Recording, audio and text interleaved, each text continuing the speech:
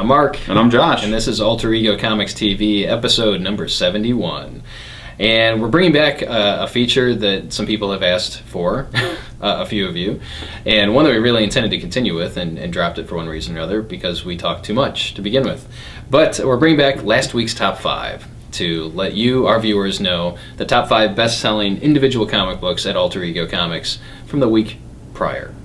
And we will start with number 5 from last week, Nightwing issue 8, which is the prelude to the Night of Owls storyline. Number 4, we've got Wolverine and the X-Men, number 9, a tie-in to Avengers VS X-Men. Number 3, Batman number 8, which is the official first part of the Night of the Owls storyline.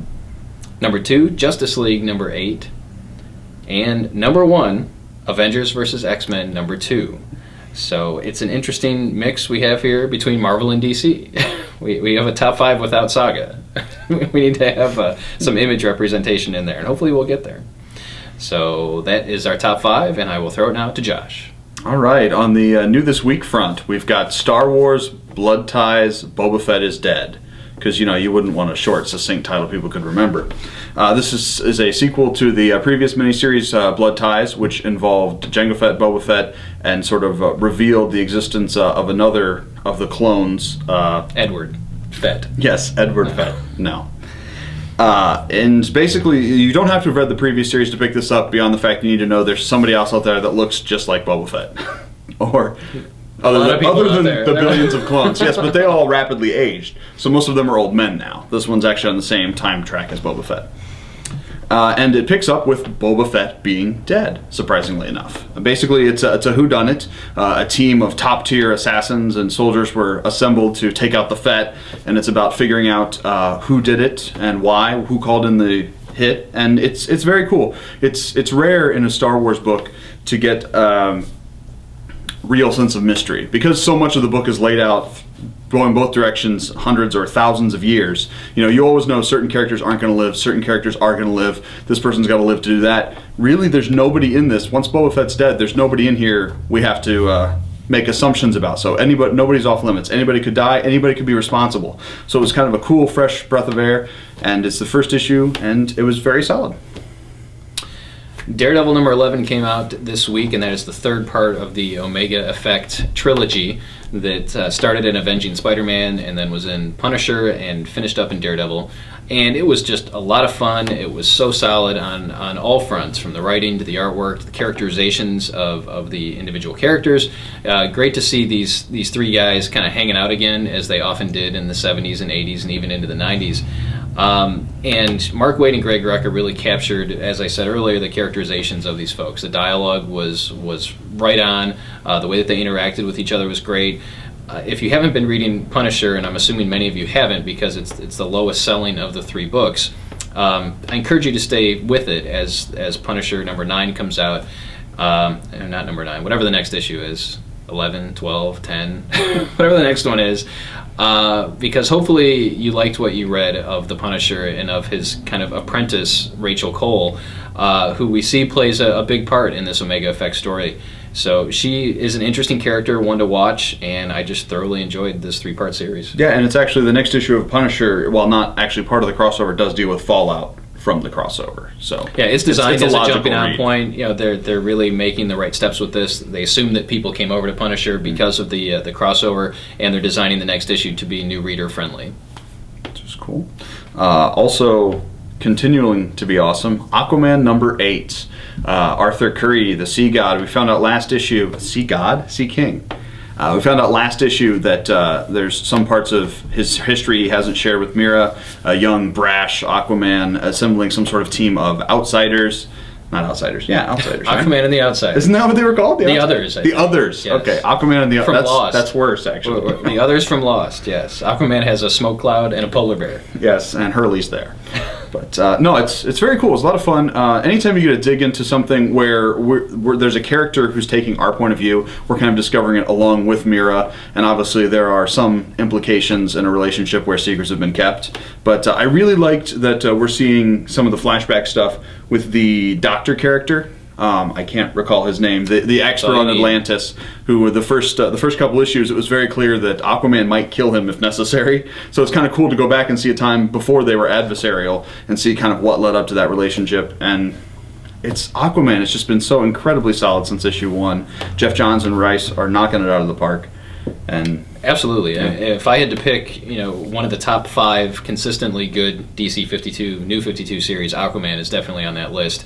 And one of their, I don't want to say it's a running gag, but every month when the sales figures come out from Diamond Comic Distributors, who is the monopoly in the comic book world as far as distributing comics, the running gag has been that Aquaman is outselling almost every Marvel title. Now, this was before Avengers vs. X-Men started, but for a number of months there, Aquaman was outselling every Marvel title, and it's because it is so good. As Josh said, the writing, the artwork, fantastic. If you haven't been reading this, you should really check it out. Speaking of Avengers vs. X-Men, the companion series AVX Versus starts this week, and this is a 6-issue monthly series that runs parallel to the Avengers vs. X-Men series and is strictly a no-holds-barred, fisticuffs-filled issue with 2 battles per issue. And they even say in the front of the book, looking for plot, look elsewhere, because it's really about who is going to win in these knockdown, drag-out brawls. And in the first issue, we get I'm drawing a blank, Magneto and Iron Man. Magneto versus Iron Man, and the Thing versus Namor. And the nice thing about this book also is it's rotating creative teams. I should say different creative teams. So each fight has a different writer and a different artist. And so you get some great artwork by one of the Kubert brothers. I will just continue saying that because Andy, Adam, I can't keep you guys straight. Jason Aaron wrote the Iron Man versus Magneto story, and Kubert did the artwork. And then you've got Catherine and Stuart Immonen. Catherine doing the writing, and Stuart doing the artwork on the Thing versus Namor story. And Stuart, you may recall, did the Fear Itself series with Matt Fraction, did the artwork on that. And I really liked it. I haven't seen something like this in a long time. We had things like this back in the 90s. Actually, there was that Marvel DC crossover, and you had Marvel characters fighting DC characters. And there's more to it than just who's stronger or who's going to win, because there's actually strategy and outside factors that come into play as well. And while I expected this to be not really up my alley, I ended up walking away liking it a lot. And I did too. I actually had pretty low expectations because, as you say, plot is elsewhere. There's very little storytelling in this, if any, but it was just so much fun. People getting hit, and they had a lot of, what did they call them, Avengers versus fun facts, just sidebar bubbles that would pop up and tell you things that were probably made up and irrelevant, but always maybe chuckle. When Namor throws a punch, it's the equivalent of a car going 35 miles per hour, but when the Thing throws a punch, it's actually like only 10 miles per hour faster, which was crazy. It's like 42 miles. But yeah. But it was just so much fun. It was a good fill-in. It made me want to read the next issue of Avengers vs. X-Men, so it serves that purpose. But it was also just something fun in and of itself. It's kind of a palate cleanser. Sometimes you want to see people hit each other and you want to get a few chuckles, and that is exactly where Versus takes you. Sometimes you want to watch Point Break, and this is the comic equivalent of Point Break or Days of Thunder, either one. You're up, right? Oh, I'm up? Yes. Sorry, I went to Swaziland there with Point Break for a minute, but it's okay. I'm back now. Next up, we've got, continuing the AVX theme, we've got Secret Avengers number 26. Now, this is following Thor's team in space that was charged with the mission of heading off the Phoenix before it gets to Earth, which seems like something that could really actually happen. Yeah. But, so you've got Iron Man, you've got Thing, you've got Well, you've got Iron Man, you've got Thor. Iron Man's not there, I'm sorry. It's War Machine. War Machine? Yes. One of those guys in armor? Yes. So, yes. Valkyrie's there. Beast. Captain Britain. Vision. Oh, yeah, Vision's on the station. That's right. Mm-hmm. A bunch of people who can breathe in space or who have little cool helmets. And it was a lot of fun. This is Rick Remender. This is the first time he's gotten to write some of these characters because he's relatively new to the Marvel Universe. And it was interesting. The Phoenix has always been portrayed as this sort of Omega level event. The Phoenix destroys universes, galaxies. And the idea that these 6 or 8 people could get some science together, go float up in space and stop it, it's kind of fun. It's kind of a charge of the light brigade. Like, they don't actually believe they're going to succeed, but it's interesting to see them try, and I thought it was a lot of fun. I really enjoyed this issue, and I feel like it's really an essential story, essential series to pick up if you're reading Avengers vs. X-Men, because so far we've only seen basically the Avengers attacking Utopia, or not attacking, but going to Utopia to talk peacefully to Cyclops before he became a D-bag. But anyway, racist. So this is showing the team that Captain America dispatches into space. So there's some forward progress happening here. It's not just a parallel tie-in, which is what we've seen so far. We've seen kind of between the panels, but Secret Avengers actually moves forward. Another thing I really liked about it, and I wasn't sure I was going to dig it, was Renato Guedes's, try saying that fast, artwork on this issue. He did the Wolverine Goes to Hell storyline with Jason Aaron. And his style, I wasn't sure if it was going to work with Avengers, but it really does. And the best part about it is he draws Beast the way he should be drawn. It's kind of classic Beast, even pre-Jim Lee era Beast, instead of camel face Beast and these other things that we've seen recently.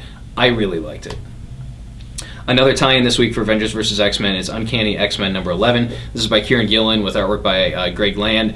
And similar to the way the tie-ins have been in the Avengers books, except for Secret Avengers, this is kind of showing what's going on Utopia right before the Avengers show up, and then we start moving forward. And there's a great battle between Colossus and the Red Hulk. And you see some development of Colossus's powers, since he now has the Juggernaut gem and the holograms, since he has this... The Sidorak. Yes, that.